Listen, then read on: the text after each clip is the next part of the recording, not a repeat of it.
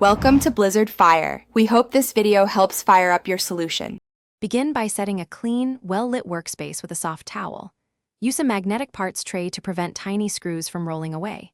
Gather small tools: a 1.5 mm screwdriver, case knife, rubber ball, and adjustable case wrench. Keep a magnifier nearby to inspect tiny parts and edges. Lay out a clean cloth and organize tools left to right for efficient workflow.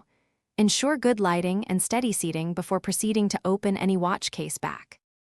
Identify the case back type before applying force to avoid damage. For snapbacks, locate the small notch and insert a case knife at a shallow angle.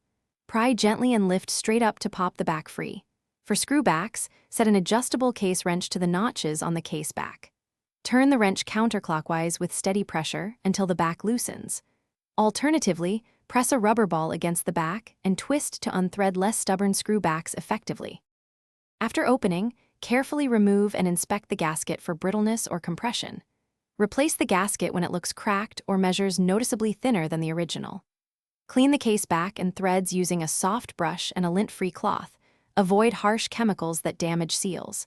When resealing screwbacks, align threads and turn clockwise evenly until snug without over-tightening.